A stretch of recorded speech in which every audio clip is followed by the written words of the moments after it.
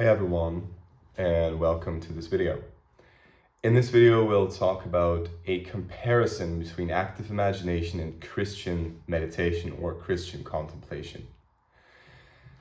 Now, the reason why I make this video, first of all, because it was requested, but second of all, also because there are, active imagination is obviously rooted in many other traditions, right? It's first of all rooted, and we'll get to that, in other psychoanalytic practices, especially in the Freudian tradition.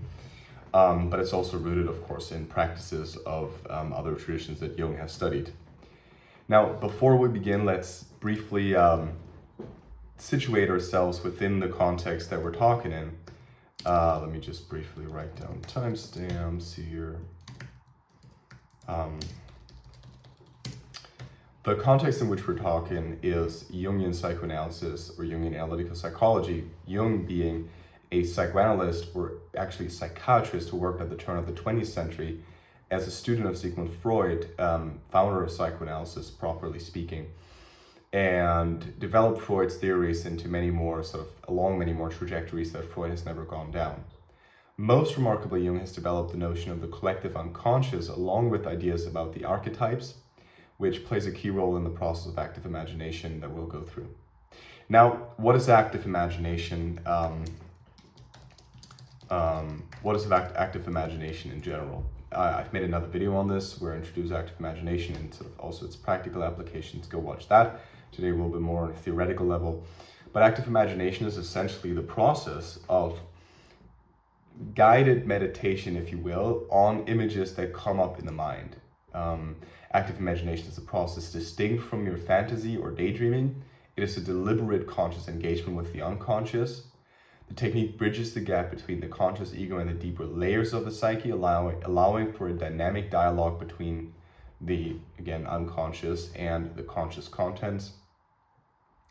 It's dialogical in nature, and it engages with the symbolic content of the unconscious, and it seeks integration of this content into the ego structure. Now, basically, what happens in active imagination is the ego, which is sort of the vantage point from which we're always talking. It's the sort of the talking aspect of your psyche, is intending to actively attend contents of the collective that it does not usually attend to. Now, this collective structure, again, is what Jung proposed to exist as a level beneath the person unconscious, so as a level that is split off from the individual, as a level that exists distinct from it.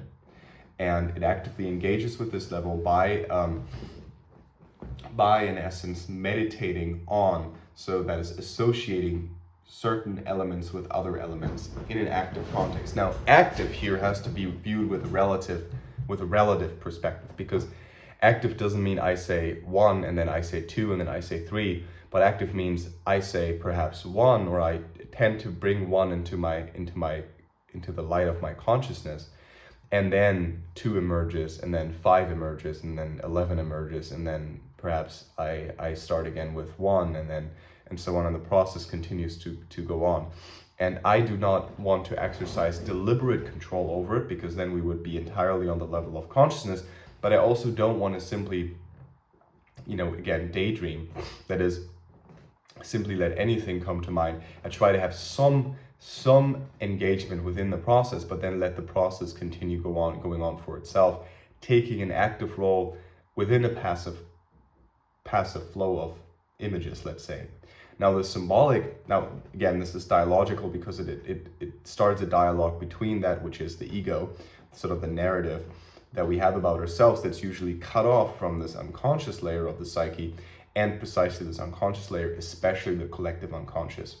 Now, contrasting this briefly with the Christian, with the idea of Christian meditation, essentially what we can say is that Christian meditation, beyond being manifested within the Christian images, or deeply rooted in the mystical traditions of Christianity, Christian meditation involves a quieting of the mind and a focusing of the heart as sort of the locus of the divine, on this divine presence, and often also the repetition of sacred words or phrases in order to transcend the ego and achieve a union with God. And so in this goal, I think precisely, if we set out this goal, and I'm open, of course, for discussion, but we can essentially highlight already that that the union, the going beyond the ego, is not the idea of active imagination. Now, and I think this is basically what we have to sort of get at here in this video, is to sort of highlight that. Let me just write down timestamps here. That we have to highlight that if we take God as the synchronization with God as the goal of the Christian meditation, and we take the process of individuation as the goal of active imagination, then in terms of their goals, the two processes are aligned, right? Because we can essentially ascertain that the process of individuation, the process of realizing the self, is essentially a process that is akin to the process of synchronization with God. Because what does God mean? Essentially, interpreted from a psychological perspective, God simply implies, or God simply means or points at the self, right? The self being the center, the objective center of the psyche. Now, to be very precise, God and the self are everything that is to psychic reality, if you will. And now this everything there is, of course, is then the intention to align yourself with this everything there is, with the unity with all, but not all in sort of a neutral sense, right? Like not as in the Buddhist sense, the emptying of the mind. And I think this is I think like actually this is the Christian intention as well, like at least in the Christianity that I have experienced and practiced. The idea is to align the values that you practice within your ego, like to align the constant possibility of deceit or misgivings or missteps or mishaps or whatever the English word is. So essentially the constant possibility of sin, the ego's tendency to constantly sin, align that with the divine message, align that with the path of Jesus Christ, right? And this is essentially what the Jungian quest is also about. It's about the alignment of the ego's forceful interpretation, the alignment of the ego's forceful divergence from the objectivity, from the objective core, which is precisely the self, with precisely the self, right, with God, if you will. And so this is why I think also the Jungian idea and the Christian ideas are they're very close to each other. But I think one thing that is important about the process of active imagination, that is a key difference between the process of active imagination and Christian meditation or the prayer, is that in the process of active imagination, you attempt to actively call symbols to mind, and then in the aftermath of this meditative process, you can sit down, you can write, or you can paint, you have a process of reflecting. You reflect on what you have meditated on. So the meditation itself is not necessarily reflective, it's guided by yourself, although you want to become an element of the guidance itself. Like it's basically a figure within the vision takes the place of that which you are, takes the place of the guide, ideally, possibly, maybe not. And this could be a therapist as well in a therapeutic setting and via transference, right? But in the Christian context, you wouldn't necessarily aim at that. That wouldn't necessarily be what's going on, right? You would more be engaged with sort of embracing the presence of Christ. You want to embrace your own divinity and so on and so forth. And active imagination is more sort of, again, as an active process that goes in and that sort of really delves into sort of also concrete symbols that you may have dreamed about, that you may have read about, that you may have encountered in daydreams or visions at another time, right? So that would be more on the active imagination side. It's more active and then also more reflective in the aftermath. But I think in terms of their goals, they're quite similar. And perhaps in concluding, what I want to do is highlight also the overlaps of the Christian quest and the Jungian quest again, right?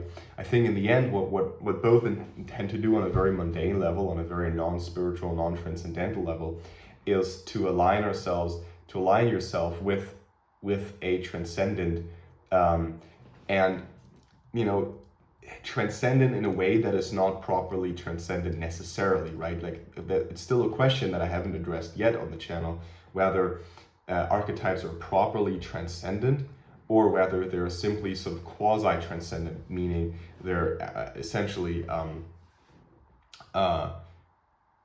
detached from the ego but not detached from everything. And now for this we have to address the question, what is transcendence?